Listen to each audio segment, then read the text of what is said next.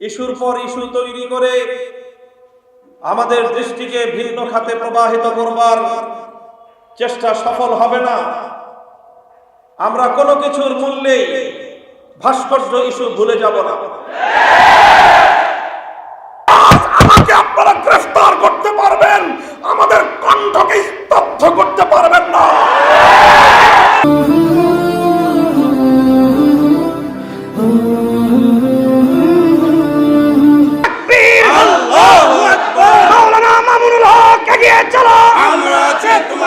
আল্লাহ আছে তোমার সাথে, আল্লাহ হক এগিয়ে চলো, মামুনুল হক এগিয়ে চলো, আল্লাহ আছে তোমার সাথে, মামুনুল হকের ভয় নাই, রাজপথ ছাড়ি নাই, রাজপথ ছাড়ি নাই, মামুনুল হকের ভয় নাই। নারায়ে তাকবীর। আল্লাহু আকবার।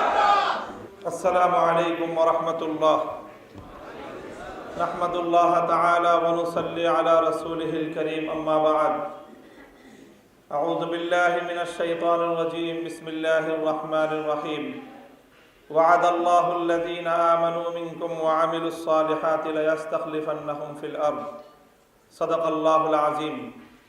বাংলাদেশ খেলাফত মজলিস ঢাকা মহানগরের উদ্যোগে আয়োজিত ৩১তম প্রতিষ্ঠা বার্ষিকী উপলক্ষে আয়োজিত আজকের সম্মেলনে উপস্থিত সংগ্রামী সভাপতি, উপস্থিত প্রধান অতিথি আমিরে মজলিস সহ অন্যান্য কেন্দ্রীয় মহানগরী নেতৃবৃন্দ, সমবেত তৌহিদি জনতা, বাংলাদেশ খেলাফত মজলিস ঢাকা মহানগরীর সংগ্রামী দায়িত্বশীল কর্মীবৃন্দ, সংক্ষিপ্ত সময়ে কয়েকটি কথা আমি আজকের এই উপস্থিতি এবং মিডিয়ার মাধ্যমে দেশ, জাতি, সরকার এবং প্রশাসনের কাছে তুলে ধরতে চাই। প্রথম কথা হলো, ইস্যুর পর ইস্যু তৈরি করে আমাদের দৃষ্টিকে ভিন্ন খাতে প্রবাহিত করবার চেষ্টা সফল হবে না। আমরা কোনো কিছুর মূল্যেই ভাস্কর্য ইস্যু ভুলে যাব না।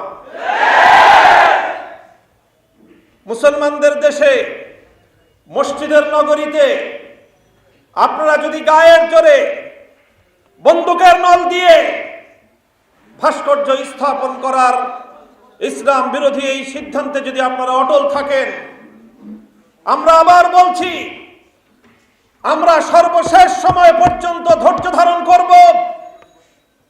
দেশের জনগণের জানমালের নিরাপত্তাকে আমরা অগ্রাধিকার দিব। আমরা কখনোই হঠকারী হয়ে আইন শৃঙ্খলা নিজের হাতে তুলে নেব না। কিন্তু ইসলাম বিরোধী অপতৎপরতার কারণে এদেশের ইসলাম প্রেমী জনতার সঙ্গে সরকারের স্থায়ী বৈরিতার সম্পর্ক তৈরি হবে। আপনারা এদেশের ইসলাম প্রিয় জনতার ম্যান্ডেট চান কি চান না, এটা আপনাদেরকে সিদ্ধান্ত গ্রহণ করতে হবে।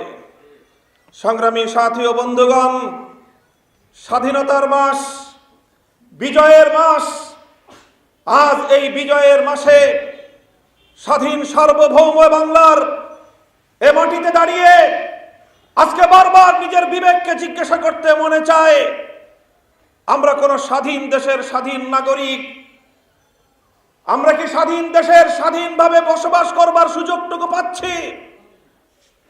যদি আমরা স্বাধীন নাগরিক হই, তাহলে আজকে প্রজাতন্ত্রের একজন দায়িত্বশীল হয়ে আইনের পোশাক পরিধান করে একজন এসপি কিভাবে আমাদেরকে হুমকি প্রদান করেন হাত ভেঙে দেওয়ার। আমি যতটুকু সংবিধান পড়েছি, বাংলাদেশের আইন পড়েছি, এদেশের প্রচলিত সকল রাষ্ট্র ব্যবস্থার প্রতিটি নিয়ম কানুন আমরা অধ্যয়ন করেছি। কোথাও কোন অপরাধী, যত বড় অপরাধী হোক না কেন, তার হাত ভেঙে দেওয়ার দায়িত্ব পুলিশকে প্রদান করা হয়নি। বিচার ব্যবস্থা রয়েছে, আদালত রয়েছে, বিচারকরা রয়েছেন। যদি কেউ অপরাধী সাব্যস্ত হয়, তাহলে তার বিরুদ্ধে প্রচলিত আইন রয়েছে, সেই আইনের মাধ্যমে আদালত অপরাধীর বিচার সাব্যস্ত করবে। প্রয়োজনে ফাঁসি দিতে হলে ফাঁসিতে ঝোলাবে, যাবজ্জীবন কারাদণ্ড দেবে। কিন্তু পুলিশকে কোন জনগণের হাত ভেঙে দেওয়ার অধিকার দেওয়া হয়নি। জনসম্মুখে যিনি হাত ভেঙে দেওয়ার হুমকি দেন, স্পষ্ট ভাষায় বলতে চাই, তিনি বিচার ব্যবস্থার প্রতি বৃদ্ধাঙ্গুলি প্রদর্শন করেছেন। তিনি বাংলাদেশের সংবিধানকে অপমান করেছেন, বাংলাদেশের রাষ্ট্র ব্যবস্থার প্রতি বৃদ্ধাঙ্গুলি প্রদর্শন করেছেন। আমার ট্যাক্সের পয়সায়, জনগণের ট্যাক্সের পয়সায় যে বন্দুক তার হাতে তুলে দেওয়া হয়েছে, এ বন্দুক আজ নিরাপদ নয়। এই অস্ত্র দিয়ে তিনি এদেশের জনগণের বুকে ঠেকিয়ে দেওয়ার জন্য হুমকি প্রদর্শন করছেন।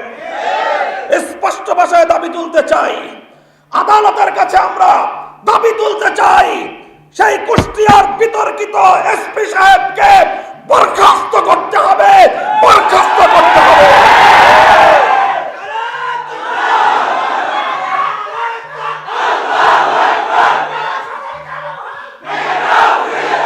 সংগ্রামী সাথী ও বন্ধুগণ, আমরা স্পষ্ট ভাষায় বলতে চাই, আজ বিভিন্ন আলামতের মাধ্যমে, বিভিন্ন আভাসের মাধ্যমে স্পষ্ট দেখতে পাচ্ছি সরকার এবং রাষ্ট্রকে একটি কুচক্রী মহল ইসলাম এবং আলেম ওলামাদের মুখোমুখি দাঁড় করিয়ে দেওয়ার পায়তারা চালাচ্ছে এবং এক্ষেত্রে প্রশাসনের বিতর্কিত কিছু কর্মকর্তা অগ্রগণ্য ভূমিকা পালন করছে।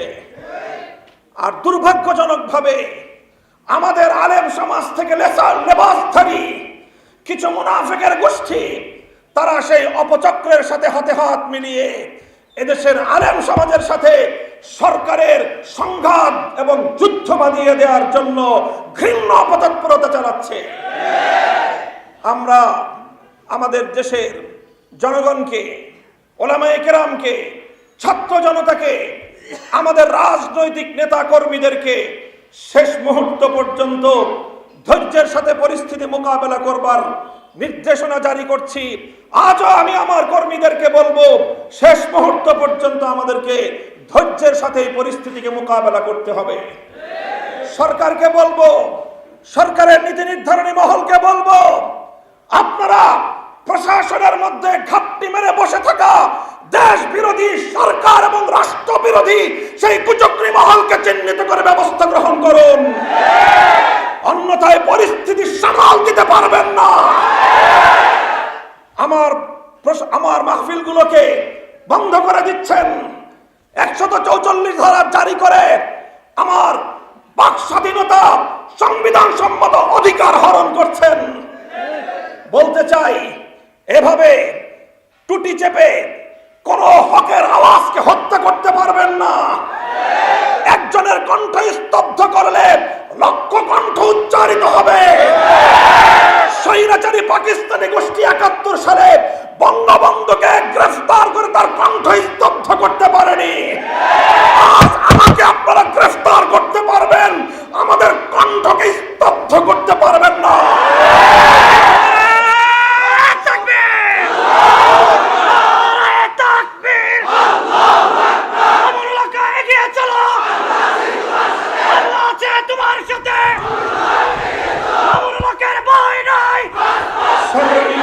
বন্ধুগণ, টেকনাফ থেকে তেতুলিয়ায় খেলাফত প্রতিষ্ঠার সংগ্রামকে শক্তিশালী করবার জন্য সকলের প্রতি উদাত্ত আহ্বান জানাচ্ছি।